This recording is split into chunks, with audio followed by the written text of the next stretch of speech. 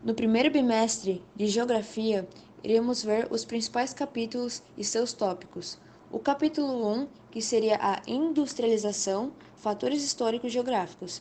O capítulo 3, que seria os impactos ambientais da produção industrial no Brasil e no mundo.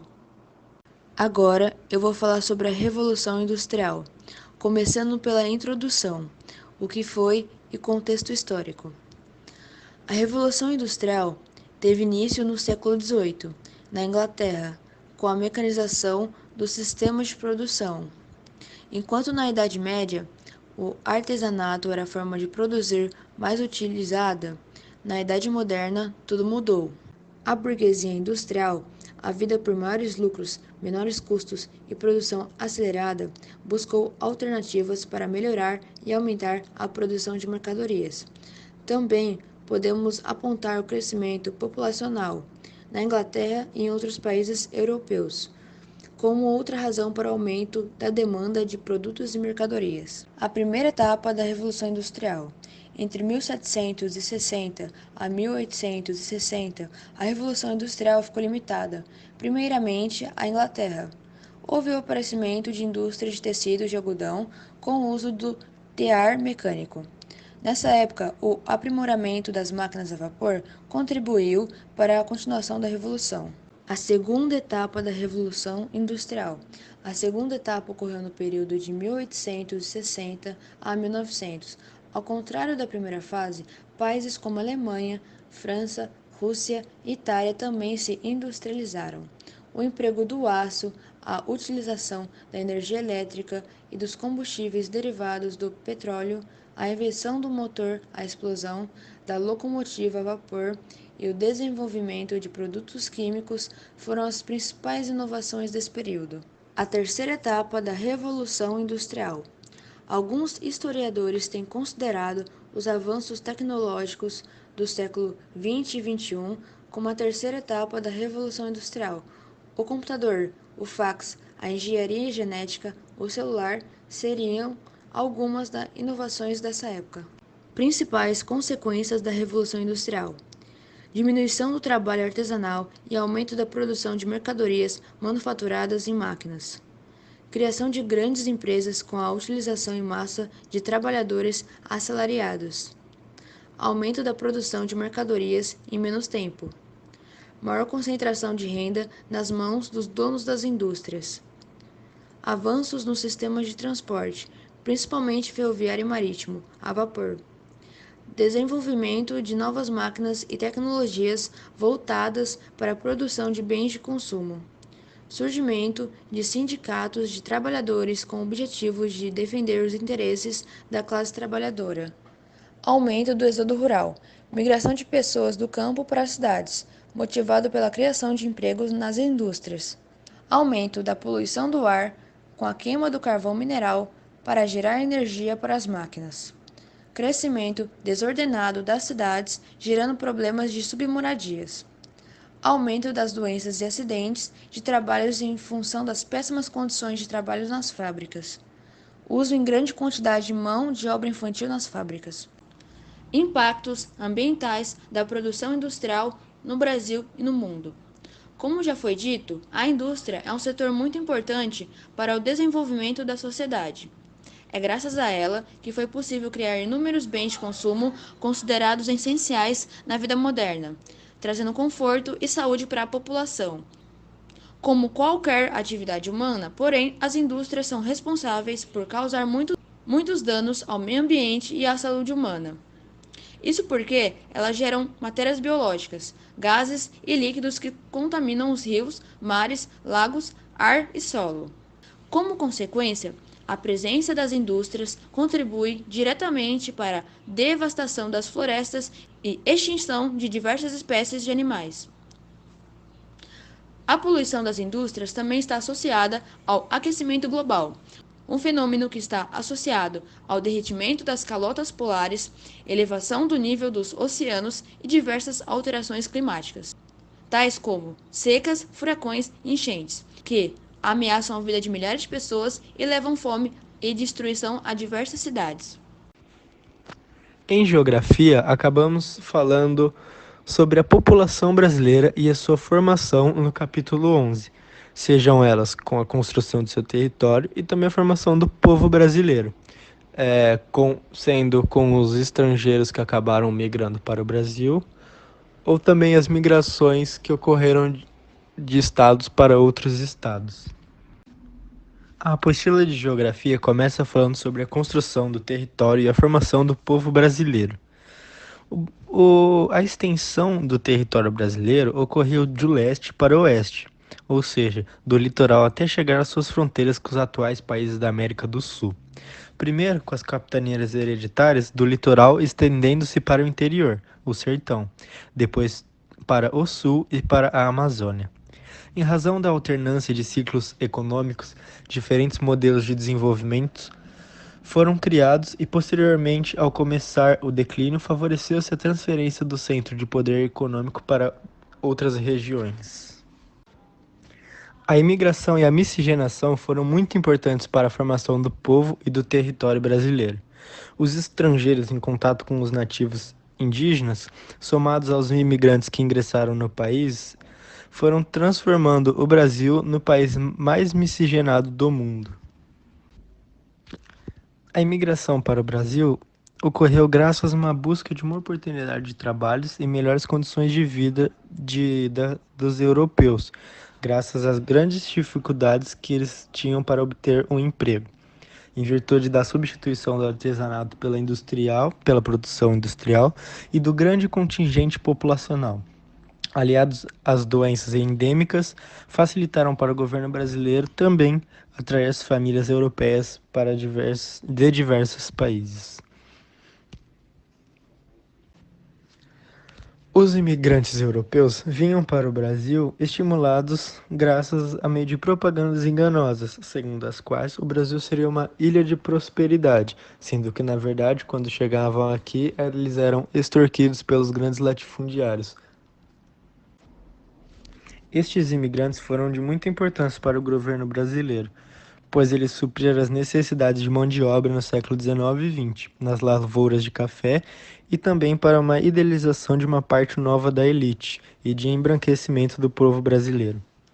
Já os negros, por sua vez, ficaram abandonados à própria sorte, vítimas da política racista da aristocracia brasileira, que não se restringia ao meio rural. Sem salários, essas pessoas trabalhavam em trocas de alimentação e abrigo ou iam para as cidades, onde prestavam serviços domésticos, limpeza pública ou faziam serviços manuais, como limpezas nas residências e concertos. Enfim, atividades que não ofereciam nenhuma perspectiva de ascensão social.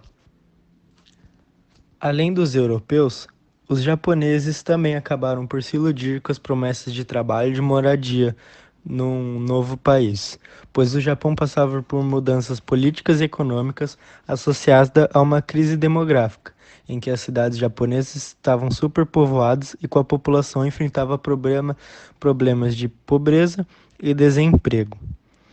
Os japoneses, quando chegaram neste novo país, no Brasil, sofriam com conflitos culturais e maus tratos dos patrões. O Brasil, desde o período colonial, os aspectos econômicos sempre impulsionaram as migrações internas. Cada vez que o eixo de exploração econômica no país mudava, é para lá que se dirigiam um grande fluxo de pessoas. Além destas migrações regionais, há também outros tipos de migrações que são frequentes no cotidiano da sociedade brasileira. Entre elas, temos a intrametropolitana, que são as pessoas que mudam de cidade dentro de uma região metropolitana, principalmente da cidade principal da região para outra próxima. Em geral, isso tem ocorrido nas camadas mais pobres da população, em razão do preço elevado dos terrenos nas cidades principais da região metropolitana. Há também a pendular. É aquela que o trabalhador reside em uma cidade da certa região metropolitana e desloca-se diariamente até a cidade principal para trabalhar ou estudar. Este fenômeno gerou as chamadas cidades dormitório, tanto por terem os terrenos mais baratos, quanto pela opção de morar mais próximo a áreas verdes. E por fim, o urbano-urbano. O pouco de dinamismo econômico nas cidades pequenas resulta em fluxo de pessoas dessas cidades para cidades médias e grandes. No entanto, com os problemas urbanos nas metrópoles, como trânsito e violência, associados a deslocamento das indústrias para as cidades médias, principalmente para os chamados polos tecnológicos, as cidades pequenas e médias também têm atraído trabalhadores de outras cidades. No primeiro bimestre de Sociologia, iremos ver o capítulo 9, que é o modo de produção e formações sociais, capitalismo e capital e a mais-valia. Modos de produção e formações sociais.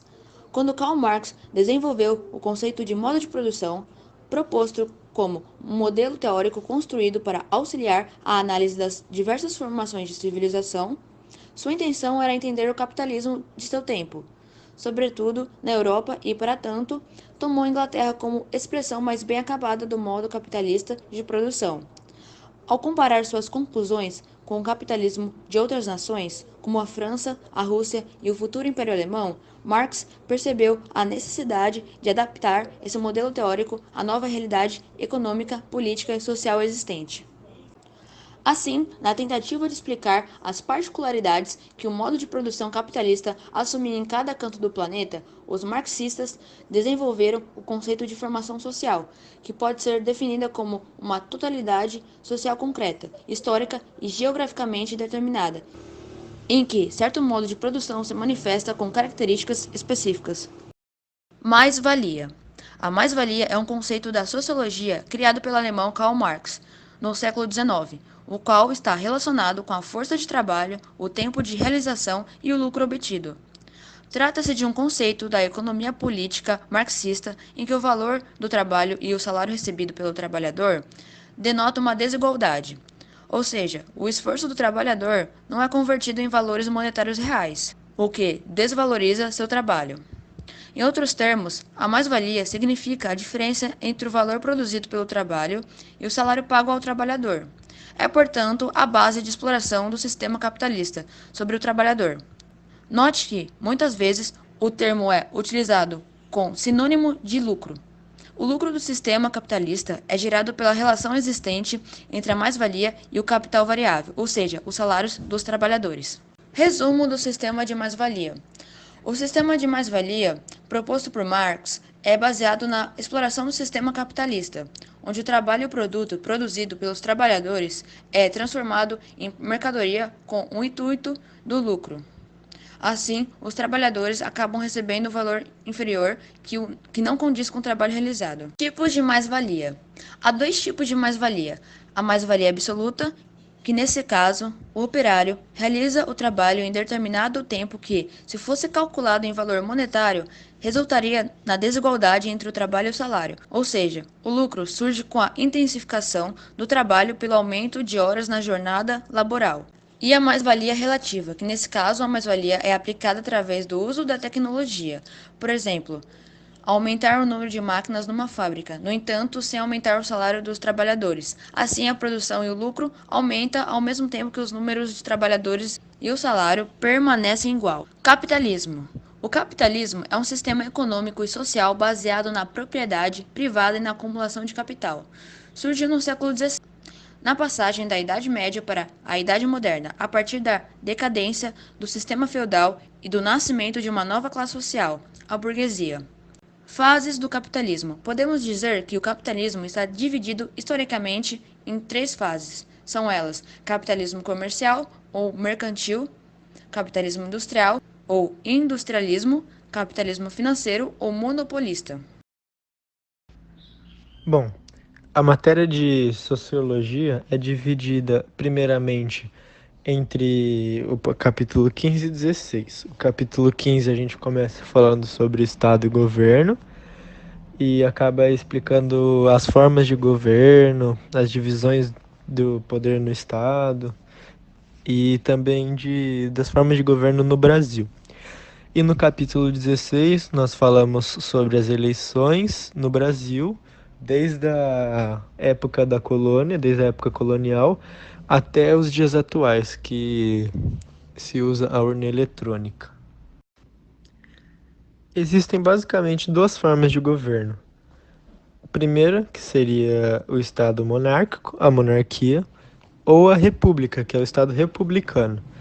A monarquia, ela é designada para uma situação em que o Estado é conduzido pelo governo de uma só pessoa, ou seja, essa pessoa que possui poderes vitalícios e quase sempre o direito de transmissão hereditária da soberania.